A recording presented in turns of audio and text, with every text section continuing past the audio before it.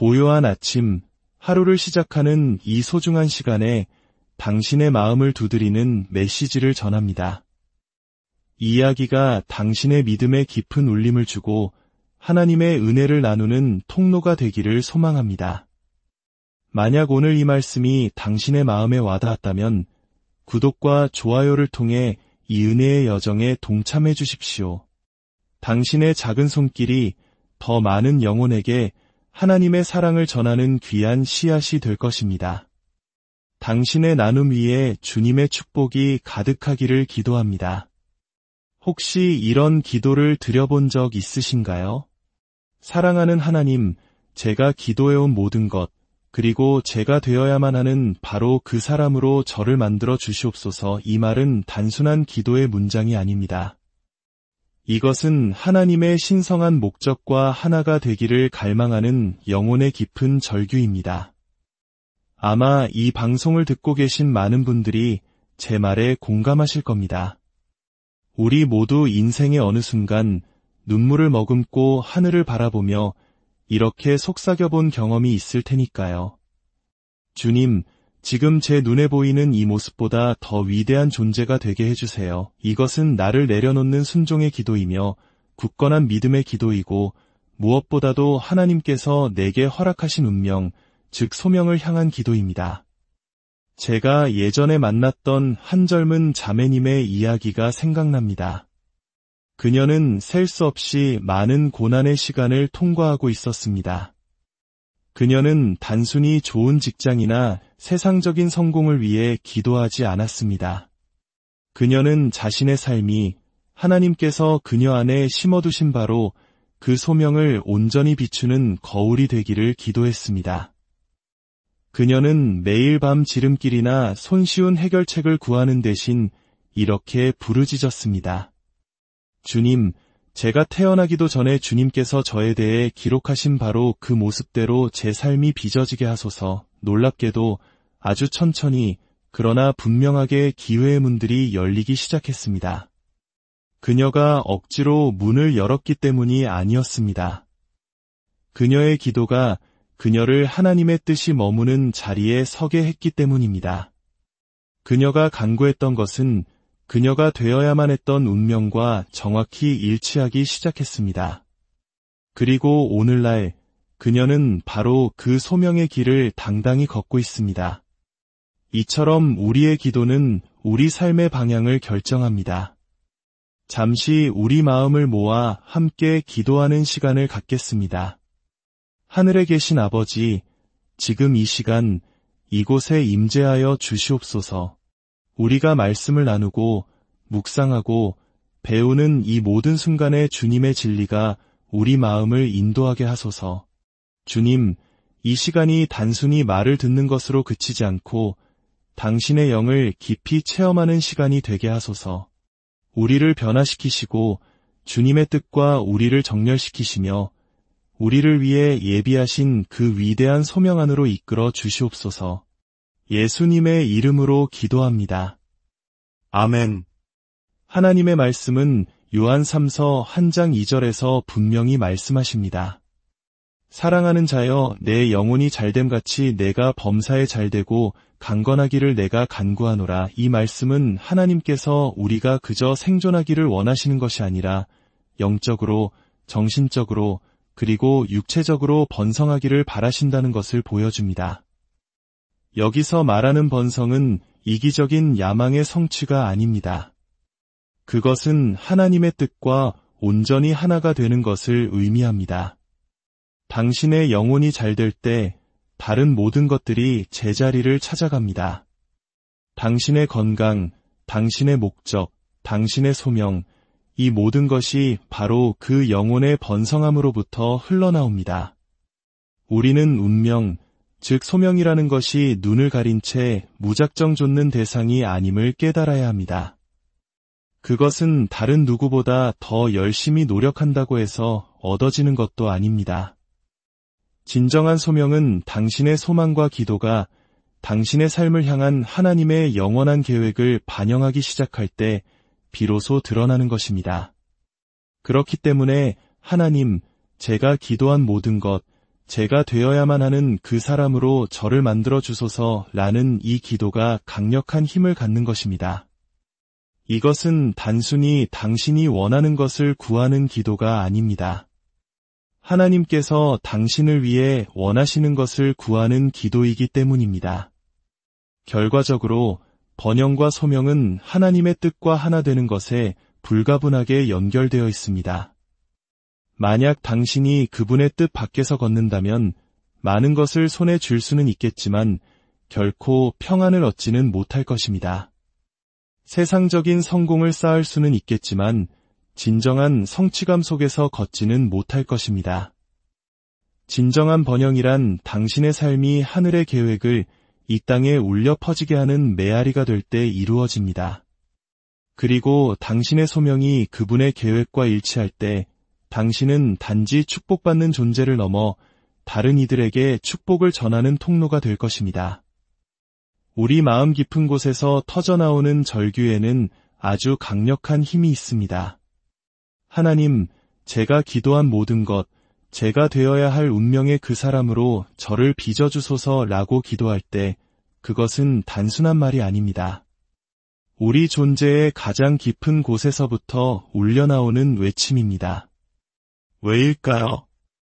우리 각자의 내면에는 지금 눈에 보이는 것보다 더 위대한 삶이 존재한다는 것을 어렴풋이 알고 있기 때문입니다.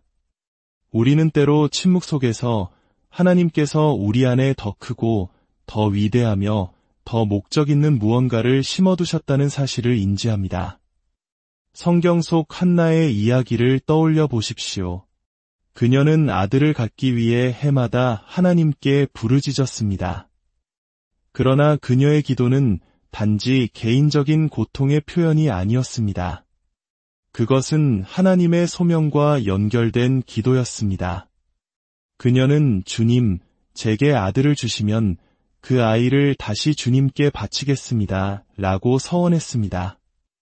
그녀의 간절한 애침은 이스라엘을 이끌 위대한 지도자를 찾으시던 하나님의 목적과 정확히 일치했습니다. 그리고 그 아들은 이스라엘 역사상 가장 위대한 선지자 중 한 명인 사무엘이 되었습니다. 바로 이것이 당신 마음의 절규가 하늘의 계획과 만날 때 일어나는 일입니다. 당신의 고통이 목적을 낳고 당신의 기도가 위대한 운명의 문을 엽니다. 수많은 실패와 거절을 겪었던 한 청년이 있었습니다. 그는 제게 말했습니다.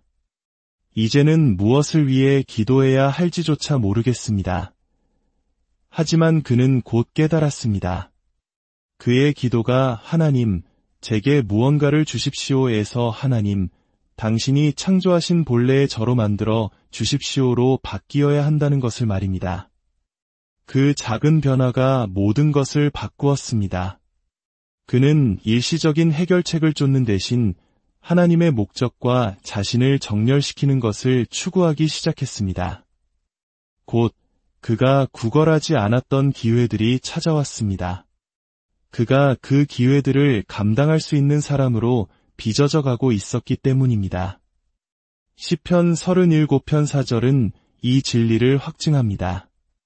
또 여호와를 기뻐하라, 그가 내 마음의 소원을 내게 이루어 주시리로다. 이 말씀을 주목하십시오. 하나님께서 당신이 구하는 모든 것을 주신다고 하지 않으셨습니다. 당신이 주님 안에서 기뻐할 때 그분께서 당신의 소원을 그분의 뜻에 맞게 빚어주시고 그 빚어진 소원을 이루어 주신다는 의미입니다. 이것이 바로 당신 마음의 절규가 중요한 이유입니다. 그것은 단지 당신이 원하는 것에 대한 것이 아니라 하나님께서 당신을 통해 이 땅에 탄생시키기 원하시는 것에 대한 것이기 때문입니다. 이제 우리는 좀 더 깊은 주제로 나아가겠습니다. 바로 당신의 삶을 향한 하나님의 청사진, 소명을 이해하는 것입니다. 소명은 많은 사람들이 자주 사용하지만 그 의미를 온전히 이해하지는 못하는 단어입니다. 우리가 하나님, 제가 기도한 모든 것, 제가 되어야 할 운명의 그 사람으로 저를 만들어 주소서라고 기도할 때 우리는 신성한 청사진에 대해 말하고 있는 것입니다. 소명은 우연이 아닙니다. 그것은 당신의 삶을 향한 하나님의 의도적인 설계입니다. 당신이 태어나기 전, 첫 숨을 쉬기 전에 하늘은 이미 당신에 대한 이야기를 기록해 두었습니다. 예레미야 29장 11절은 이렇게 말씀합니다. 여호와의 말씀이니라 너희를 향한 나의 생각을 내가 아나니 평안이요 재앙이 아니니라 너희에게 미래와 희망을 주는 것이니라. 당신의 소명은 언제나 하나님의 마음 안에서 안전하게 보관되어 왔습니다. 하지만 소명은 종종 전체 그림이 아닌 일부의 모습으로 언뜻 비춰질 때가 많습니다. 요셉의 삶을 보십시오. 10대 시절 그는 위대해지는 꿈을 꾸었습니다. 그러나 그 꿈은 그가 빠질 구덩이, 형제들의 배신, 거짓 고소, 그리고 감옥 생활을 보여주지는 않았습니다. 하지만 고통스러웠던 그 모든 과정 하나하나가 그를 왕궁에 설 사람으로 빚어가고 있었습니다. 그의 소명은 시련 때문에 취소된 것이 아니라 시련을 통해 더욱 정련되었습니다. 이는 우리에게 중요한 사실을 상기시킵니다. 당신이 하나님과 동행하고 있다면 당신의 좌절은 이야기의 끝이 아닙니다. 그것은 당신의 영광을 위한 준비 과정입니다. 어떤 이가 제게 말했습니다. 제가 저지른 실수들 때문에 제 소명을 놓친 것 같아요. 하지만 들어보십시오. 당신은 하나님께서 설계하신 것을 파괴할 수 없습니다. 회개하고 다시 그분께 정렬한다면 잠시 지연될 수는 있어도 결코 취소될 수는 없습니다. 모세는 분노에 차 사람을 죽이고 40년간 광야로 도망쳤습니다. 하지만 때가 이르렀을 때 하나님은 여전히 그를 사용하셔서 이스라엘을 구원하셨습니다. 당신의 소명은 당신의 실패의 손에 맡겨지기에는 하나님께 너무나도 중요합니다. 여기서 우리는 잠시 멈추어 묵상해야 합니다. 당신의 소명은 신뢰받기 전에 반드시 시험을 받습니다. 순금이 불을 통과한 후에야 찬란하게 빛나는 것처럼 당신 또한 그러해야 합니다. 그렇기 때문에 기도만으로는 충분하지 않습니다. 기도는 인내와 순종, 그리고 믿음과 동반되어야 합니다. 때로 하나님은 소명의 시련을 늦추십니다. 당신을 거부하기 위함이 아니라 당신을 성장시키기 위함입니다. 만약 요셉이 소년 시절의 왕궁으로 갔다면 그는 나라를 다스릴 지혜를 갖지 못했을 것입니다. 그러나 배신과 감옥, 고통의 시간을 거친 후에 그는 단순히 꿈꾸는 자가 아닌 위대한 지도자로서 왕궁에 들어섰습니다. 그러므로 오늘 당신에게 말씀드립니다. 당신의 과정을 멸시하지 마십시오. 당신의 삶에서 돌아가는 길들이 낭비되고 있다고 생각하지 마십시오. 모든 눈물, 모든 시험, 모든 시련은 당신을 제자리로 이끄시는 하나님의 방법입니다. 당신의 소명은 현재의 상황보다 훨씬 더 크고 당신의 미래는 과거보다 훨씬 더 밝습니다. 하나님의 청사진이 소명이라면 기도는 단순히 무언가를 요청하는 행위가 아니라 그 청사진과 우리 자신을 정렬하는 과정입니다. 기도는 하나님께서 우리에게 주신 가장 오해받기 쉬운 선물 중 하나입니다. 너무나 많은 사람들이 기도를 쇼핑 목록처럼 취급합니다. 하지만 기도는 요청 그 이상입니다. 기도는 조율입니다.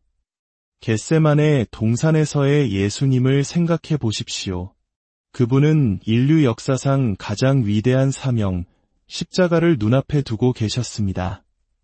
그분의 인성은 아버지여, 할 수만 있다면 이 잔을 내게서 지나가게 하옵소서라고 부르짖었습니다.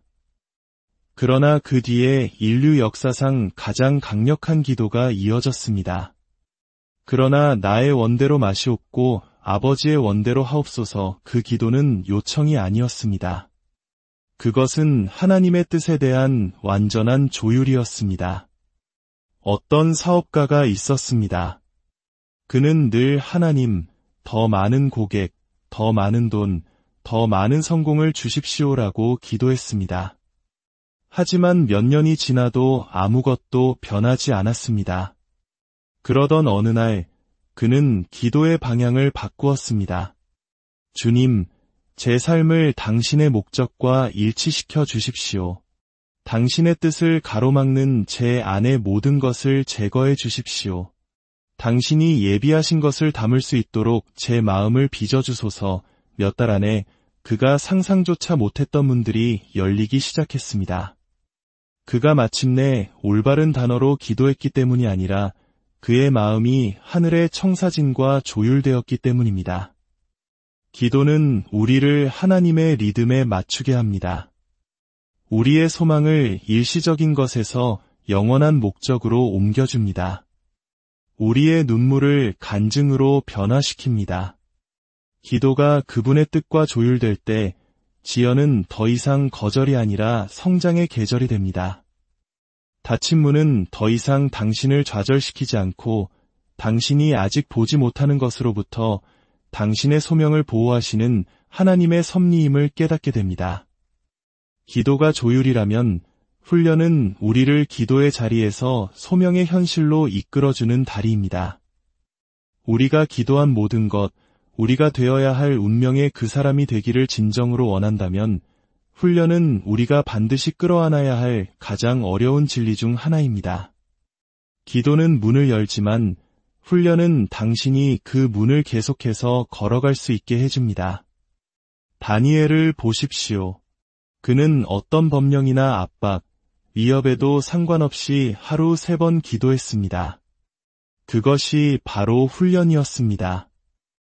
또한 그는 왕이 내리는 기름진 음식이 자신의 소명을 더럽힐 것을 알고 그것을 거절하며 식생활마저 훈련했습니다.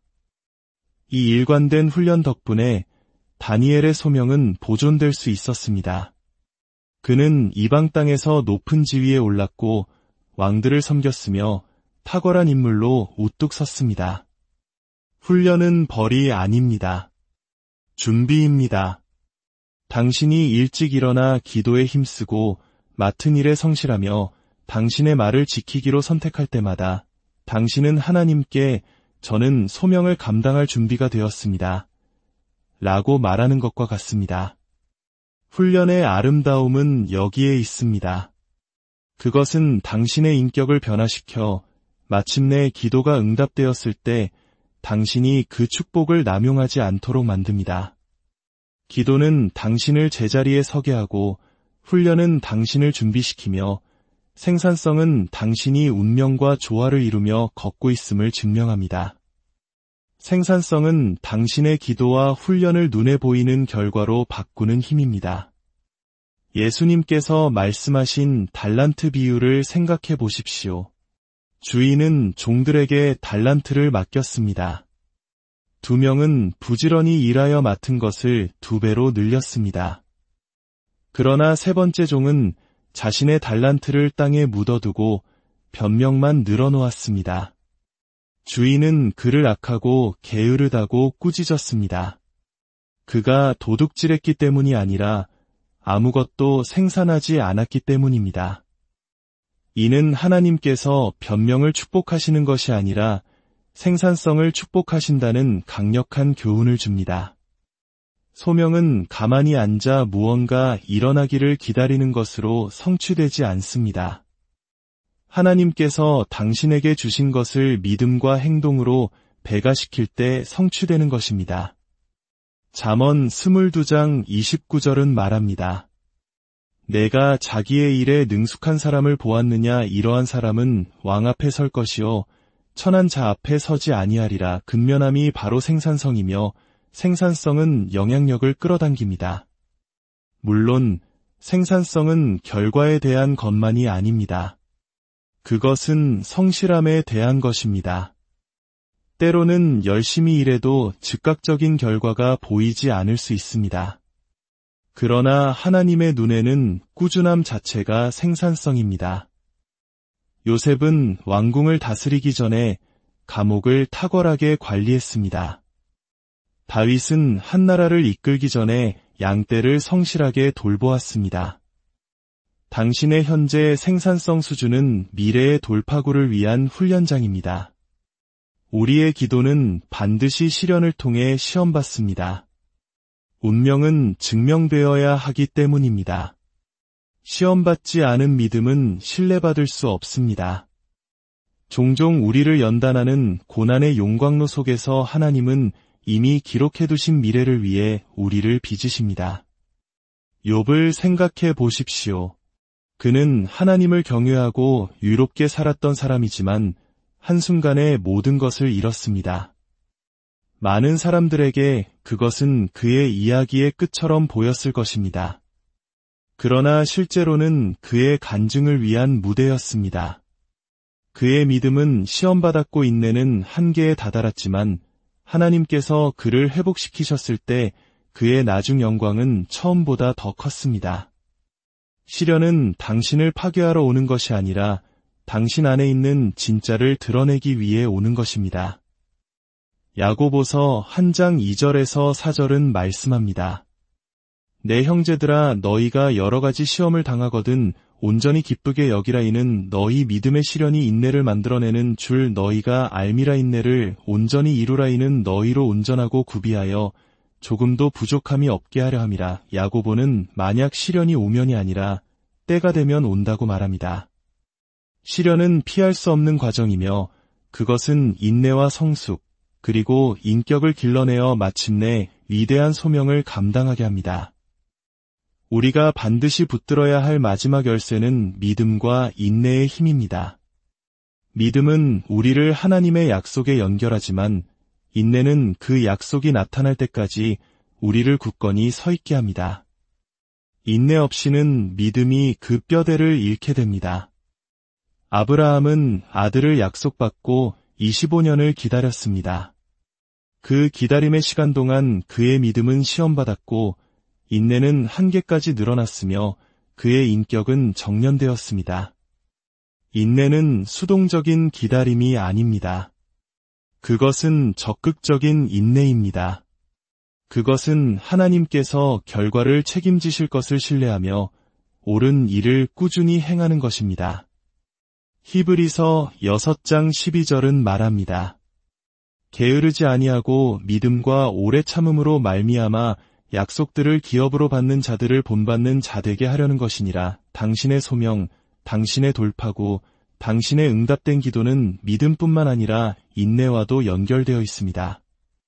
지치고 힘들 때 당신이 아브라함과 요셉, 그리고 이 길을 걸었던 수많은 믿음의 선조들과 함께 걷고 있음을 기억하십시오. 그들처럼 당신도 낙심하지 않는다면 하나님께서 당신의 삶에 대해 말씀하신 것의 성취를 보게 될 것입니다. 이제 우리의 여정을 마무리하며 처음 시작했던 그 기도로 돌아가고자 합니다. 사랑하는 하나님, 제가 기도해온 모든 것, 그리고 제가 되어야만 하는 바로 그 사람으로 저를 만들어 주시옵소서. 이것은 단순한 문구가 아닙니다. 당신과 하나님 사이에 평생에 걸친 언약입니다. 이제 당신은 무엇을 하시겠습니까? 소명은 수동적인 것이 아닙니다. 그것은 당신의 응답과 행동, 그리고 순종을 요구합니다. 농부가 씨앗을 심고 기도만 하는 것이 아니라 물을 주고 잡초를 뽑으며 기다리는 것처럼 하나님께서 당신 안에 심으신 소명의 씨앗에 믿음으로 물을 주고 순종으로 보호하며 인내로 가꾸어야 합니다. 오늘 이후로 당신의 기도가 더 이상 공허한 말이 되지 않기를 훈련된 삶과 의도적인 성장, 그리고 하나님을 향한 확고한 신뢰로 뒷받침되기를 결단하십시오. 매일 아침 확신의 참 목소리로 외치십시오.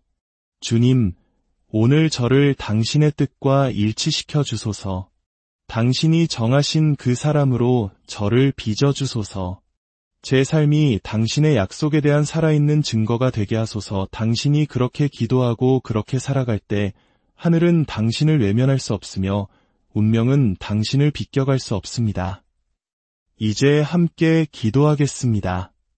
사랑하는 하늘의 아버지, 겸손한 마음으로 당신 앞에 나아옵니다. 오늘 우리에게 허락하신 모든 말씀과 진리에 감사드립니다. 주님, 우리가 기도해온 모든 것, 당신께서 우리가 되도록 정하신 바로 그 사람으로 우리를 빚어주시옵소서. 우리가 약할 때 강하게 하시고 지쳐있을 때 새롭게 하여 주시옵소서. 우리의 영혼이 잘됨같이 우리의 삶이 범사에 형통하게 하여 주시옵소서. 우리의 모든 계획과 소망, 꿈을 당신의 손에 온전히 맡겨드립니다. 우리 안에서 선한 일을 시작하신 당신께서 반드시 이루실 것을 믿습니다. 이 말씀을 우리 마음에 새겨주시고 우리의 삶이 당신의 신실하심에 대한 살아있는 간증이 되게 하여 주시옵소서. 이 모든 말씀, 우리를 구원하신 예수 그리스도의 이름으로 간절히 기도드립니다. 고요한 아침, 하루를 시작하는 이 소중한 시간에 당신의 마음을 두드리는 메시지를 전합니다. 이 이야기가 당신의 믿음에 깊은 울림을 주고 하나님의 은혜를 나누는 통로가 되기를 소망합니다. 만약 오늘 이 말씀이 당신의 마음에 와닿았다면 구독과 좋아요를 통해 이 은혜의 여정에 동참해 주십시오. 당신의 작은 손길이 더 많은 영혼에게 하나님의 사랑을 전하는 귀한 씨앗이 될 것입니다. 당신의 나눔 위에 주님의 축복이 가득하기를 기도합니다. 혹시 이런 기도를 드려본 적 있으신가요? 사랑하는 하나님, 제가 기도해온 모든 것, 그리고 제가 되어야만 하는 바로 그 사람으로 저를 만들어 주시옵소서. 이 말은 단순한 기도의 문장이 아닙니다. 이것은 하나님의 신성한 목적과 하나가 되기를 갈망하는 영혼의 깊은 절규입니다. 아마 이 방송을 듣고 계신 많은 분들이 제 말에 공감하실 겁니다. 우리 모두 인생의 어느 순간 눈물을 머금고 하늘을 바라보며 이렇게 속삭여본 경험이 있을 테니까요. 주님, 지금 제 눈에 보이는 이 모습보다 더 위대한 존재가 되게 해주세요. 이것은 나를 내려놓는 순종의 기도이며 굳건한 믿음의 기도이고 무엇보다도 하나님께서 내게 허락하신 운명, 즉 소명을 향한 기도입니다. 제가 예전에 만났던 한 젊은 자매님의 이야기가 생각납니다. 그녀는 셀 수 없이 많은 고난의 시간을 통과하고 있었습니다. 그녀는 단순히 좋은 직장이나 세상적인 성공을 위해 기도하지 않았습니다. 그녀는 자신의 삶이 하나님께서 그녀 안에 심어두신 바로 그 소명을 온전히 비추는 거울이 되기를 기도했습니다. 그녀는 매일 밤 지름길이나 손쉬운 해결책을 구하는 대신 이렇게 부르짖었습니다. 주님, 제가 태어나기도 전에 주님께서 저에 대해 기록하신 바로 그 모습대로 제 삶이 빚어지게 하소서. 놀랍게도 아주 천천히 그러나 분명하게 기회의 문들이 열리기 시작했습니다. 그녀가 억지로 문을 열었기 때문이 아니었습니다. 그녀의 기도가 그녀를 하나님의 뜻이 머무는 자리에 서게 했기 때문입니다. 그녀가 간구했던 것은 그녀가 되어야만 했던 운명과 정확히 일치하기 시작했습니다. 그리고 오늘날 그녀는 바로 그 소명의 길을 당당히 걷고 있습니다. 이처럼 우리의 기도는 우리 삶의 방향을 결정합니다. 잠시 우리 마음을 모아 함께 기도하는 시간을 갖겠습니다. 하늘에 계신 아버지, 지금 이 시간 이곳에 임재하여 주시옵소서. 우리가 말씀을 나누고 묵상하고 배우는 이 모든 순간에 주님의 진리가 우리 마음을 인도하게 하소서. 주님, 이 시간이 단순히 말을 듣는 것으로 그치지 않고 당신의 영을 깊이 체험하는 시간이 되게 하소서. 우리를 변화시키시고 주님의 뜻과 우리를 정렬시키시며 우리를 위해 예비하신 그 위대한 소명 안으로 이끌어 주시옵소서. 예수님의 이름으로 기도합니다. 아멘. 하나님의 말씀은 요한 3서 1장 2절에서 분명히 말씀하십니다. 사랑하는 자여, 내 영혼이 잘됨같이 내가 범사에 잘되고 강건하기를 내가 간구하노라. 이 말씀은 하나님께서 우리가 그저 생존하기를 원하시는 것이 아니라 영적으로, 정신적으로, 그리고 육체적으로 번성하기를 바라신다는 것을 보여줍니다. 여기서 말하는 번성은 이기적인 야망의 성취가 아닙니다. 그것은 하나님의 뜻과 온전히 하나가 되는 것을 의미합니다. 당신의 영혼이 잘 될 때 다른 모든 것들이 제자리를 찾아갑니다. 당신의 건강, 당신의 목적, 당신의 소명, 이 모든 것이 바로 그 영혼의 번성함으로부터 흘러나옵니다. 우리는 운명, 즉 소명이라는 것이 눈을 가린 채 무작정 좇는 대상이 아님을 깨달아야 합니다. 그것은 다른 누구보다 더 열심히 노력한다고 해서 얻어지는 것도 아닙니다. 진정한 소명은 당신의 소망과 기도가 당신의 삶을 향한 하나님의 영원한 계획을 반영하기 시작할 때 비로소 드러나는 것입니다. 그렇기 때문에 하나님, 제가 기도한 모든 것, 제가 되어야만 하는 그 사람으로 저를 만들어 주소서라는 이 기도가 강력한 힘을 갖는 것입니다. 이것은 단순히 당신이 원하는 것을 구하는 기도가 아닙니다. 하나님께서 당신을 위해 원하시는 것을 구하는 기도이기 때문입니다. 결과적으로 번영과 소명은 하나님의 뜻과 하나 되는 것에 불가분하게 연결되어 있습니다. 만약 당신이 그분의 뜻 밖에서 걷는다면 많은 것을 손에 쥘 수는 있겠지만 결코 평안을 얻지는 못할 것입니다. 세상적인 성공을 쌓을 수는 있겠지만 진정한 성취감 속에서 걷지는 못할 것입니다. 진정한 번영이란 당신의 삶이 하늘의 계획을 이 땅에 울려 퍼지게 하는 메아리가 될 때 이루어집니다. 그리고 당신의 소명이 그분의 계획과 일치할 때 당신은 단지 축복받는 존재를 넘어 다른 이들에게 축복을 전하는 통로가 될 것입니다. 우리 마음 깊은 곳에서 터져나오는 절규에는 아주 강력한 힘이 있습니다. 하나님, 제가 기도한 모든 것, 제가 되어야 할 운명의 그 사람으로 저를 빚어주소서라고 기도할 때 그것은 단순한 말이 아닙니다. 우리 존재의 가장 깊은 곳에서부터 울려나오는 외침입니다. 왜일까요? 우리 각자의 내면에는 지금 눈에 보이는 것보다 더 위대한 삶이 존재한다는 것을 어렴풋이 알고 있기 때문입니다. 우리는 때로 침묵 속에서 하나님께서 우리 안에 더 크고 더 위대하며 더 목적 있는 무언가를 심어두셨다는 사실을 인지합니다. 성경 속 한나의 이야기를 떠올려 보십시오. 그녀는 아들을 갖기 위해 해마다 하나님께 부르짖었습니다. 그러나 그녀의 기도는 단지 개인적인 고통의 표현이 아니었습니다. 그것은 하나님의 소명과 연결된 기도였습니다. 그녀는 주님, 제게 아들을 주시면 그 아이를 다시 주님께 바치겠습니다. 라고 서원했습니다. 그녀의 간절한 애침은 이스라엘을 이끌 위대한 지도자를 찾으시던 하나님의 목적과 정확히 일치했습니다. 그리고 그 아들은 이스라엘 역사상 가장 위대한 선지자 중 한 명인 사무엘이 되었습니다. 바로 이것이 당신 마음의 절규가 하늘의 계획과 만날 때 일어나는 일입니다. 당신의 고통이 목적을 낳고 당신의 기도가 위대한 운명의 문을 엽니다. 수많은 실패와 거절을 겪었던 한 청년이 있었습니다. 그는 제게 말했습니다. 이제는 무엇을 위해 기도해야 할지조차 모르겠습니다. 하지만 그는 곧 깨달았습니다. 그의 기도가 하나님, 제게 무언가를 주십시오에서 하나님, 당신이 창조하신 본래의 저로 만들어 주십시오로 바뀌어야 한다는 것을 말입니다. 그 작은 변화가 모든 것을 바꾸었습니다. 그는 일시적인 해결책을 쫓는 대신 하나님의 목적과 자신을 정렬시키는 것을 추구하기 시작했습니다. 곧 그가 구걸하지 않았던 기회들이 찾아왔습니다.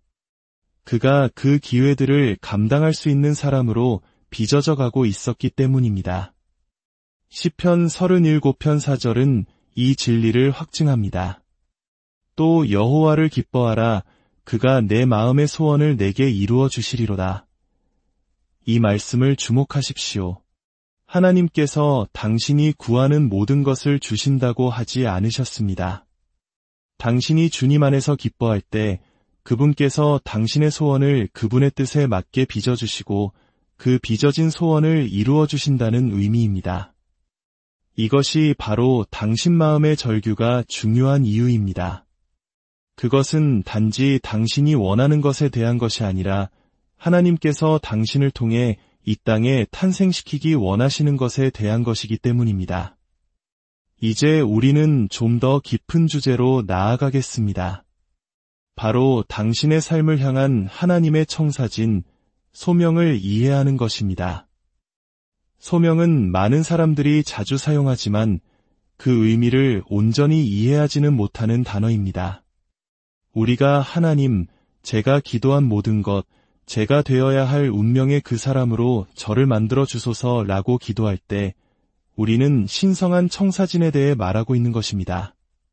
소명은 우연이 아닙니다. 그것은 당신의 삶을 향한 하나님의 의도적인 설계입니다. 당신이 태어나기 전, 첫 숨을 쉬기 전에 하늘은 이미 당신에 대한 이야기를 기록해 두었습니다. 예레미야 29장 11절은 이렇게 말씀합니다. 여호와의 말씀이니라 너희를 향한 나의 생각을 내가 아나니 평안이요 재앙이 아니니라 너희에게 미래와 희망을 주는 것이니라. 당신의 소명은 언제나 하나님의 마음 안에서 안전하게 보관되어 왔습니다. 하지만 소명은 종종 전체 그림이 아닌 일부의 모습으로 언뜻 비춰질 때가 많습니다. 요셉의 삶을 보십시오. 10대 시절 그는 위대해지는 꿈을 꾸었습니다. 그러나 그 꿈은 그가 빠질 구덩이, 형제들의 배신, 거짓 고소, 그리고 감옥 생활을 보여주지는 않았습니다. 하지만 고통스러웠던 그 모든 과정 하나하나가 그를 왕궁의 설 사람으로 빚어가고 있었습니다. 그의 소명은 시련 때문에 취소된 것이 아니라 시련을 통해 더욱 정련되었습니다. 이는 우리에게 중요한 사실을 상기시킵니다.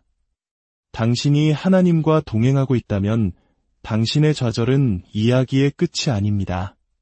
그것은 당신의 영광을 위한 준비 과정입니다. 어떤 이가 제게 말했습니다. 제가 저지른 실수들 때문에 제 소명을 놓친 것 같아요. 하지만 들어보십시오. 당신은 하나님께서 설계하신 것을 파괴할 수 없습니다. 회개하고 다시 그분께 정렬한다면 잠시 지연될 수는 있어도 결코 취소될 수는 없습니다. 모세는 분노에 차 사람을 죽이고 40년간 광야로 도망쳤습니다. 하지만 때가 이르렀을 때 하나님은 여전히 그를 사용하셔서 이스라엘을 구원하셨습니다.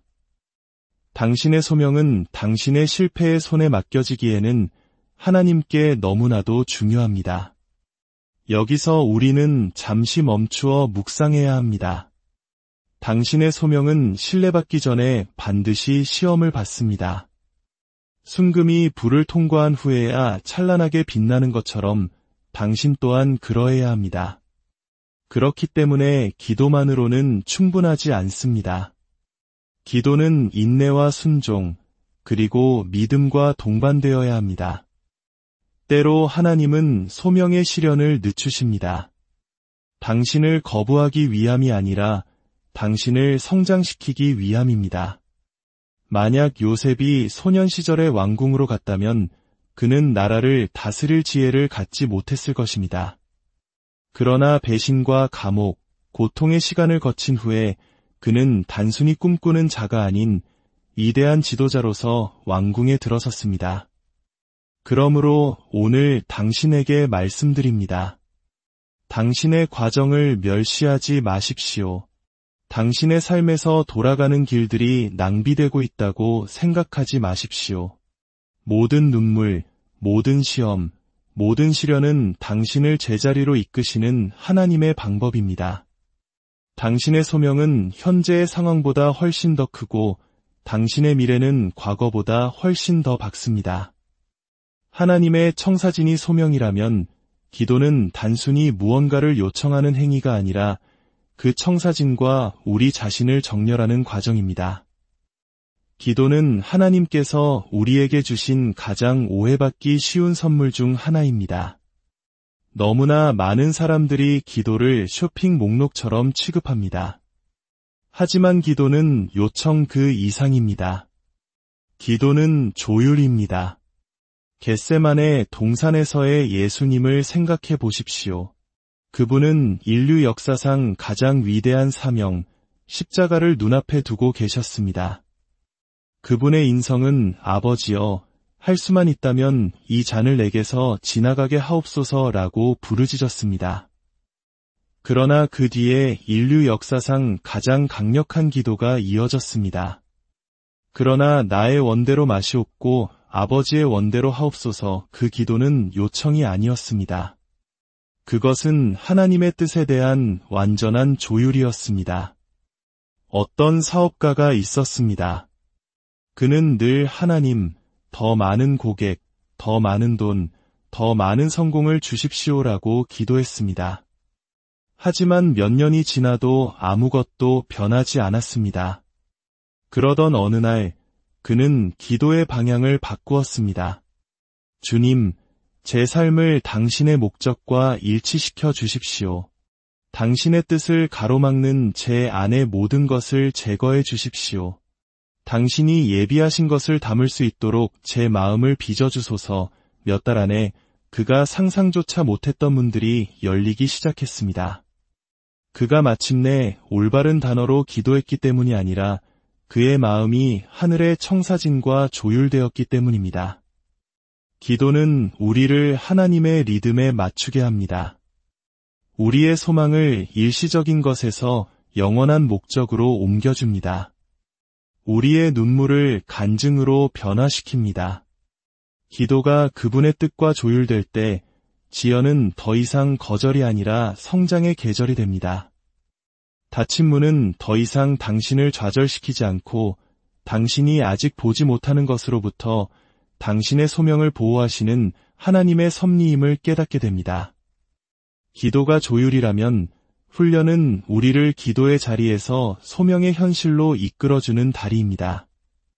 우리가 기도한 모든 것, 우리가 되어야 할 운명의 그 사람이 되기를 진정으로 원한다면 훈련은 우리가 반드시 끌어안아야 할 가장 어려운 진리 중 하나입니다. 기도는 문을 열지만 훈련은 당신이 그 문을 계속해서 걸어갈 수 있게 해줍니다. 다니엘을 보십시오. 그는 어떤 법령이나 압박, 위협에도 상관없이 하루 3번 기도했습니다. 그것이 바로 훈련이었습니다. 또한 그는 왕이 내리는 기름진 음식이 자신의 소명을 더럽힐 것을 알고 그것을 거절하며 식생활마저 훈련했습니다. 이 일관된 훈련 덕분에 다니엘의 소명은 보존될 수 있었습니다. 그는 이방 땅에서 높은 지위에 올랐고 왕들을 섬겼으며 탁월한 인물로 우뚝 섰습니다. 훈련은 벌이 아닙니다. 준비입니다. 당신이 일찍 일어나 기도에 힘쓰고 맡은 일에 성실하며 당신의 말을 지키기로 선택할 때마다 당신은 하나님께 저는 소명을 감당할 준비가 되었습니다. 라고 말하는 것과 같습니다. 훈련의 아름다움은 여기에 있습니다. 그것은 당신의 인격을 변화시켜 마침내 기도가 응답되었을 때 당신이 그 축복을 남용하지 않도록 만듭니다.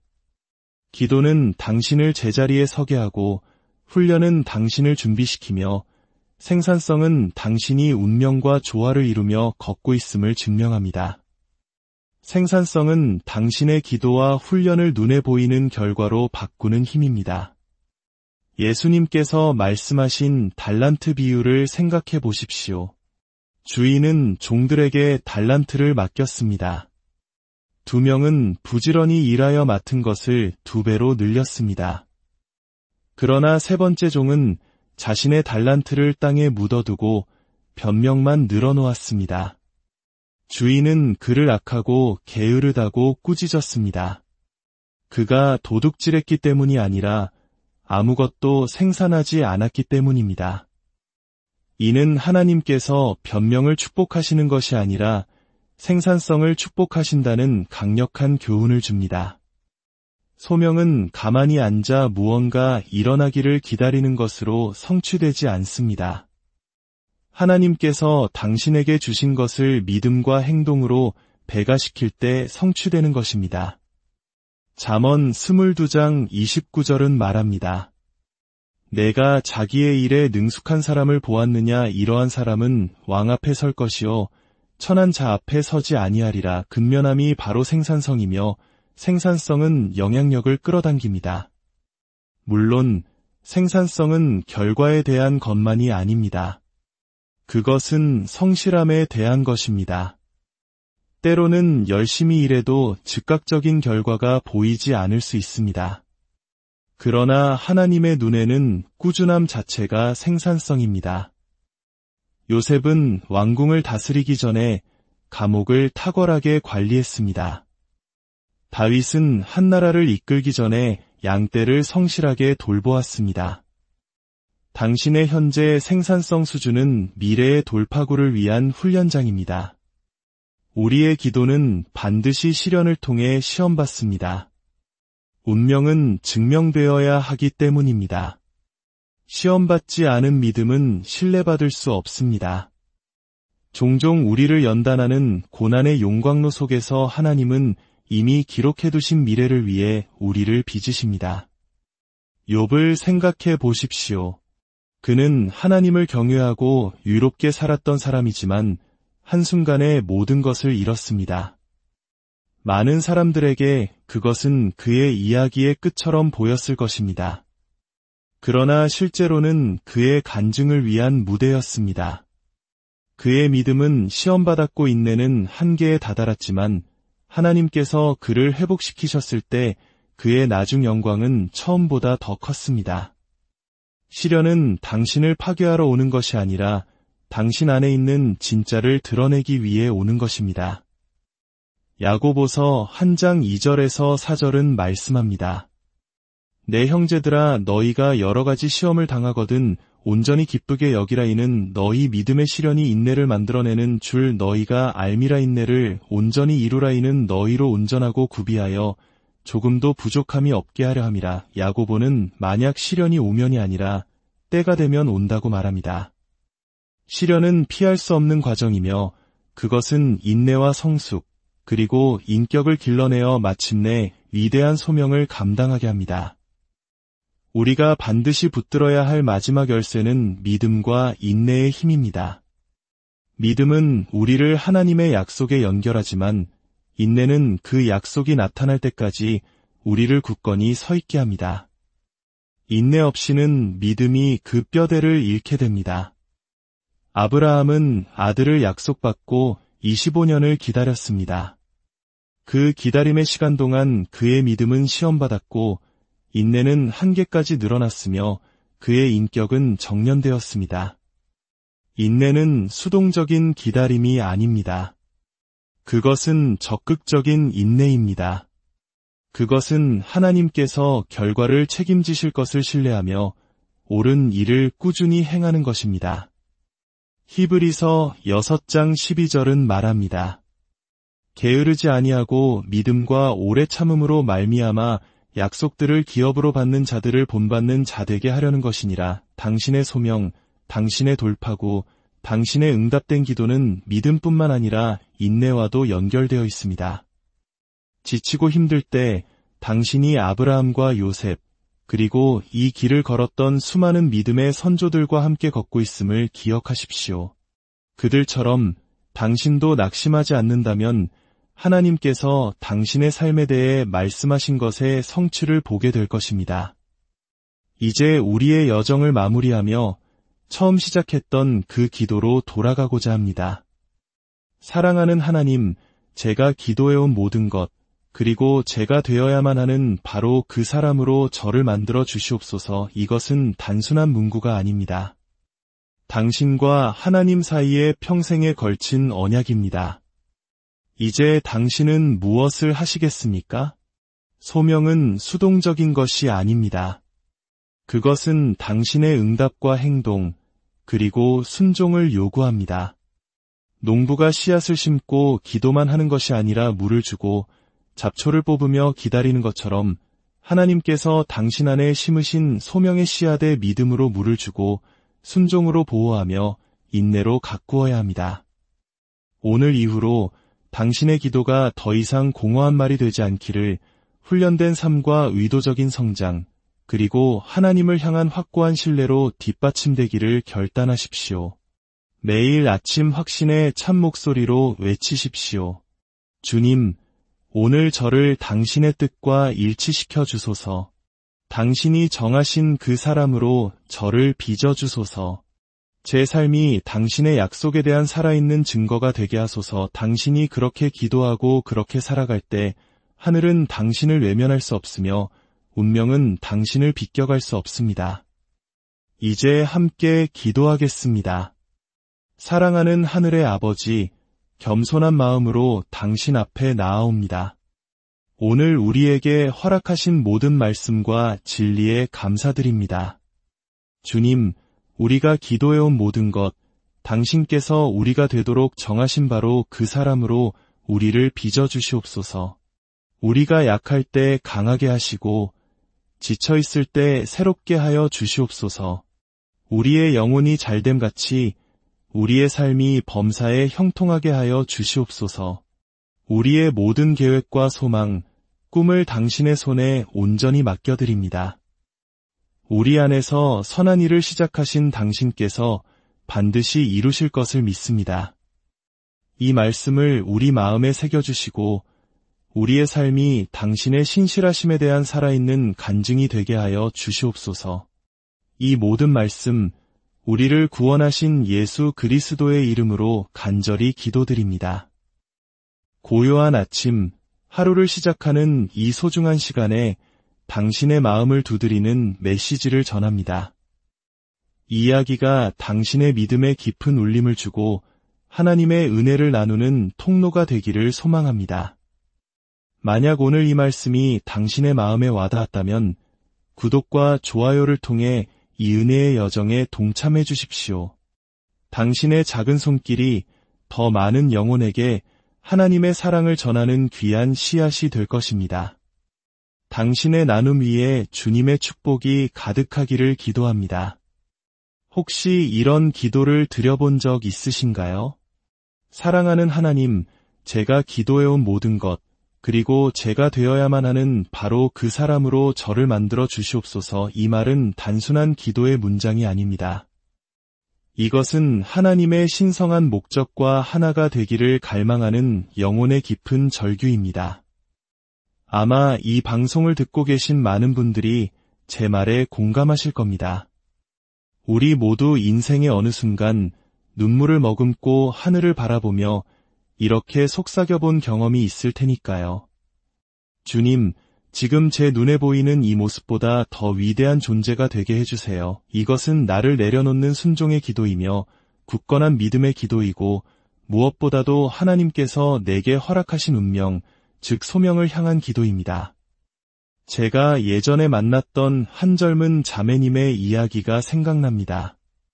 그녀는 셀 수 없이 많은 고난의 시간을 통과하고 있었습니다.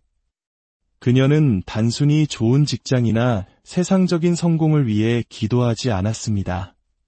그녀는 자신의 삶이 하나님께서 그녀 안에 심어두신 바로 그 소명을 온전히 비추는 거울이 되기를 기도했습니다. 그녀는 매일 밤 지름길이나 손쉬운 해결책을 구하는 대신 이렇게 부르짖었습니다.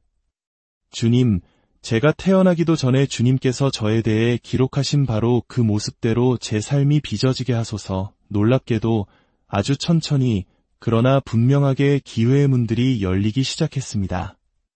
그녀가 억지로 문을 열었기 때문이 아니었습니다.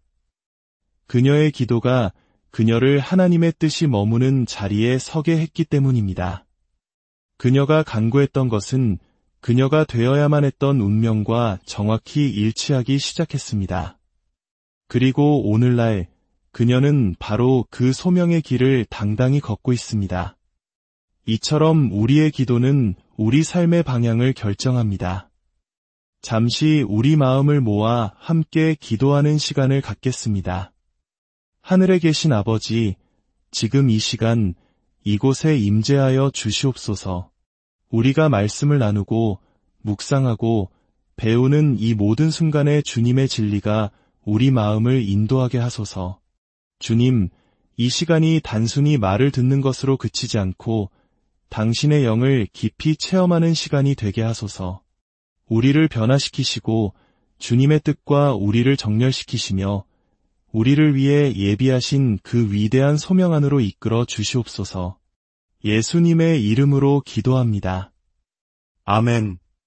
하나님의 말씀은 요한 3서 1장 2절에서 분명히 말씀하십니다. 사랑하는 자여, 내 영혼이 잘됨같이 내가 범사에 잘되고 강건하기를 내가 간구하노라. 이 말씀은 하나님께서 우리가 그저 생존하기를 원하시는 것이 아니라 영적으로, 정신적으로, 그리고 육체적으로 번성하기를 바라신다는 것을 보여줍니다. 여기서 말하는 번성은 이기적인 야망의 성취가 아닙니다. 그것은 하나님의 뜻과 온전히 하나가 되는 것을 의미합니다. 당신의 영혼이 잘될 때 다른 모든 것들이 제자리를 찾아갑니다. 당신의 건강, 당신의 목적, 당신의 소명, 이 모든 것이 바로 그 영혼의 번성함으로부터 흘러나옵니다. 우리는 운명, 즉 소명이라는 것이 눈을 가린 채 무작정 좇는 대상이 아님을 깨달아야 합니다. 그것은 다른 누구보다 더 열심히 노력한다고 해서 얻어지는 것도 아닙니다. 진정한 소명은 당신의 소망과 기도가 당신의 삶을 향한 하나님의 영원한 계획을 반영하기 시작할 때 비로소 드러나는 것입니다. 그렇기 때문에 하나님, 제가 기도한 모든 것, 제가 되어야만 하는 그 사람으로 저를 만들어 주소서라는 이 기도가 강력한 힘을 갖는 것입니다. 이것은 단순히 당신이 원하는 것을 구하는 기도가 아닙니다. 하나님께서 당신을 위해 원하시는 것을 구하는 기도이기 때문입니다. 결과적으로 번영과 소명은 하나님의 뜻과 하나 되는 것에 불가분하게 연결되어 있습니다. 만약 당신이 그분의 뜻 밖에서 걷는다면 많은 것을 손에 쥘 수는 있겠지만 결코 평안을 얻지는 못할 것입니다. 세상적인 성공을 쌓을 수는 있겠지만 진정한 성취감 속에서 걷지는 못할 것입니다. 진정한 번영이란 당신의 삶이 하늘의 계획을 이 땅에 울려 퍼지게 하는 메아리가 될 때 이루어집니다. 그리고 당신의 소명이 그분의 계획과 일치할 때 당신은 단지 축복받는 존재를 넘어 다른 이들에게 축복을 전하는 통로가 될 것입니다. 우리 마음 깊은 곳에서 터져나오는 절규에는 아주 강력한 힘이 있습니다. 하나님, 제가 기도한 모든 것, 제가 되어야 할 운명의 그 사람으로 저를 빚어주소서라고 기도할 때 그것은 단순한 말이 아닙니다. 우리 존재의 가장 깊은 곳에서부터 울려나오는 외침입니다. 왜일까요? 우리 각자의 내면에는 지금 눈에 보이는 것보다 더 위대한 삶이 존재한다는 것을 어렴풋이 알고 있기 때문입니다. 우리는 때로 침묵 속에서 하나님께서 우리 안에 더 크고 더 위대하며 더 목적 있는 무언가를 심어두셨다는 사실을 인지합니다. 성경 속 한나의 이야기를 떠올려 보십시오. 그녀는 아들을 갖기 위해 해마다 하나님께 부르짖었습니다. 그러나 그녀의 기도는 단지 개인적인 고통의 표현이 아니었습니다. 그것은 하나님의 소명과 연결된 기도였습니다. 그녀는 주님, 제게 아들을 주시면 그 아이를 다시 주님께 바치겠습니다. 라고 서원했습니다. 그녀의 간절한 외침은 이스라엘을 이끌 위대한 지도자를 찾으시던 하나님의 목적과 정확히 일치했습니다. 그리고 그 아들은 이스라엘 역사상 가장 위대한 선지자 중 한 명인 사무엘이 되었습니다. 바로 이것이 당신 마음의 절규가 하늘의 계획과 만날 때 일어나는 일입니다. 당신의 고통이 목적을 낳고 당신의 기도가 위대한 운명의 문을 엽니다. 수많은 실패와 거절을 겪었던 한 청년이 있었습니다. 그는 제게 말했습니다. 이제는 무엇을 위해 기도해야 할지조차 모르겠습니다. 하지만 그는 곧 깨달았습니다. 그의 기도가 하나님, 제게 무언가를 주십시오에서 하나님, 당신이 창조하신 본래의 저로 만들어 주십시오로 바뀌어야 한다는 것을 말입니다.